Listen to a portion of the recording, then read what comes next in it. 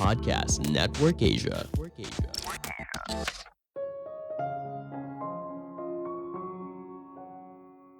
Cerita adalah cara kita memahami dunia manusia. Halo semuanya, nama saya Michael. Selamat datang di podcast saya, Sikutu Buku. Kali ini saya akan bahas buku The Science of Storytelling karya Will Storr. Sebagai informasi, podcast Sikutu Buku sekarang bergabung dengan Podcast Network Asia dan Podmetrics loh. Sebelum kita mulai, buat kalian yang mau support podcast ini agar terus berkarya, caranya gampang banget. Kalian cukup klik follow. Dukungan kalian membantu banget supaya kita bisa rutin posting dan bersama-sama belajar di podcast ini. Buku ini membahas cara membuat cerita yang menarik.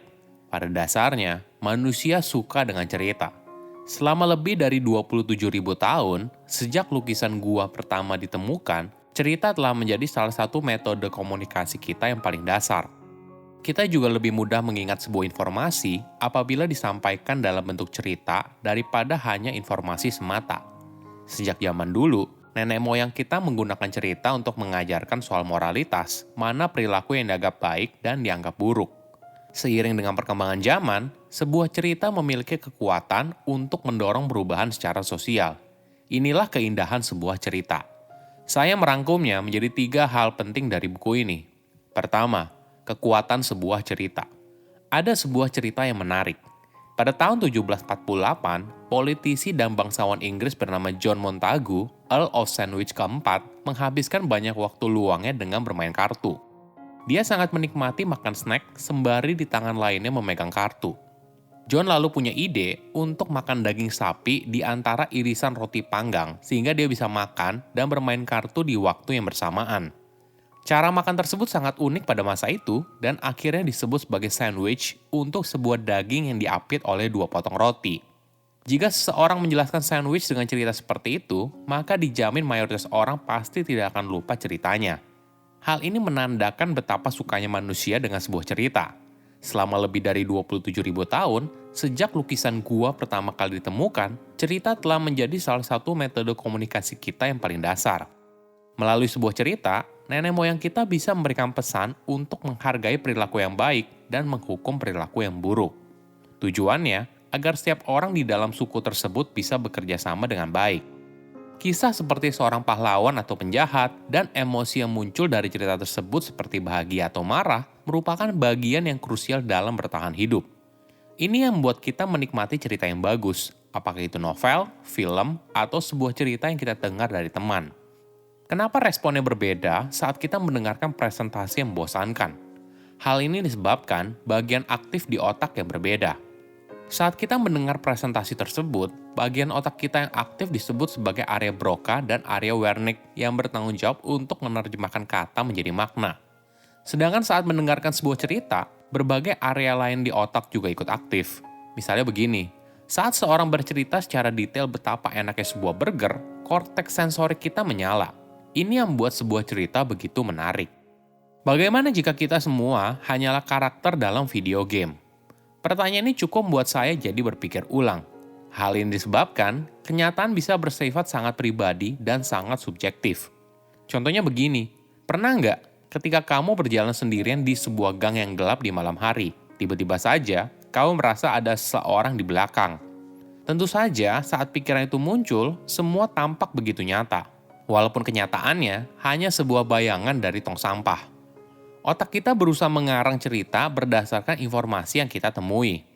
Cerita adalah cara kita memahami dunia, mulai dari apa yang tertulis di media massa, lirik lagu, percakapan dengan orang lain, dan sebagainya.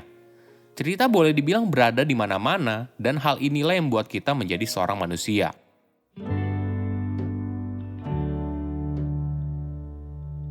Kedua, karakter yang tidak sempurna. Kita sebenarnya tertarik pada hal yang tidak sempurna. Ketika mendengar sebuah cerita, kita suka dengan karakter yang dibuat sedekat mungkin dengan kenyataan berikut segala kekurangannya. Tanpa kita sadari, melalui karakter yang tidak sempurna, kita jadi merasa lebih aman mengeksplorasi kekurangan kita sendiri. Setiap orang punya kekurangannya masing-masing. Hal ini seringkali berakar pada identitas pribadi, nilai budaya, atau pandangan dunia di mana kita dibesarkan. Misalnya, Kamu lahir di Amerika pada abad ke-19 saat terjadi Gold Rush, penemuan dan perburuan tambang emas yang terjadi secara besar-besaran. Situasi ini mungkin membentuk kamu menjadi pribadi yang individualis dan menekankan pada pentingnya mencari keuntungan pribadi. Lama-kelamaan, pandangan ini akan semakin kuat apalagi ketika kamu dewasa. Inilah yang buat kita sulit menerima pandangan yang berbeda. Ada sebuah penelitian yang menarik. Seorang ahli syaraf menunjukkan beberapa bukti yang berseberangan dengan pandangan politik respondennya. Pemindaian otak memperlihatkan reaksi fisiologis dan psikologis mereka yang terancam. Pada kenyataannya, kondisi ini mirip saat seseorang sedang diancam oleh beruang di alam liar. Kecenderungan kita yang berpegang pada sesuatu yang kita percayai, tidak peduli seberapa salahnya, membuat kita menyukai karakter yang sama. Kita ingin melihat karakter tersebut belajar, tumbuh, dan sukses. Selain itu, ada kepuasan tersendiri ketika karakter tersebut mengejar tujuan yang bermakna dan realistis. Walaupun setiap cerita berbeda, tapi biasanya ada satu hal yang sama, yaitu perubahan status. Entah itu perjuangan karakter utama untuk mencapai tujuan yang besar, kisah dari miskin menjadi kaya, atau misi menggulingkan penguasa yang kejam. Sebuah studi menemukan kalau sebuah status sangat penting, hingga kesehatan fisik dan mental kita dipengaruhi oleh persepsi kita tentang status yang diberikan oleh orang lain. Jadi, masuk akal jika ada sesuatu yang penting bagi kita, maka kita cenderung tertarik dengan hal tersebut. Sama halnya ketika kita menikmati bekerja menuju tujuan yang kita inginkan. Kita juga ingin merasa terhubung pada perjalanan sebuah karakter mencapai tujuannya.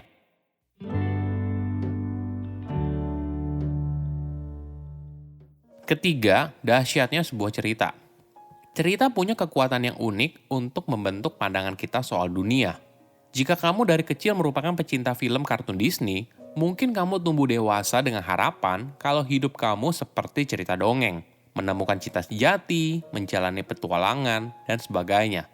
Tapi di sisi lain, sebuah cerita punya peran yang besar untuk bilang mana hal yang dianggap benar atau salah.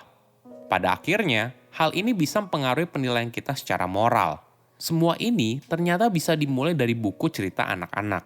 Sebagai contoh, ada sebuah karakter yang gemar mencampuri urusan orang lain. Perilaku ini membuat orang sekelilingnya kesal dan mengucilkan karakter tersebut. Hingga akhirnya, dia sadar atas perilakunya yang buruk, mulai berubah, dan kembali diterima oleh lingkungannya.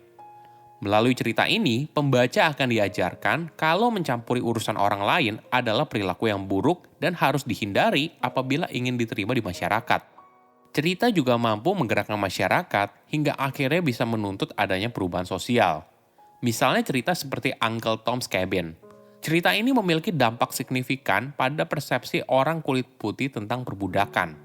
Dengan membangkitkan simpati pada pembaca dan meningkatkan kesadaran mereka akan ketidakadilan, narasi fiksi soal budak memotivasi lebih banyak orang untuk bergabung dalam gerakan penghapusan perbudakan. Cerita merupakan cara yang ampuh untuk mempengaruhi orang lain.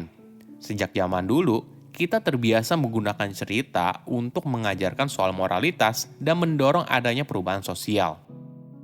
Saya undur diri, jangan lupa follow podcast Sikutu Buku. Bye-bye.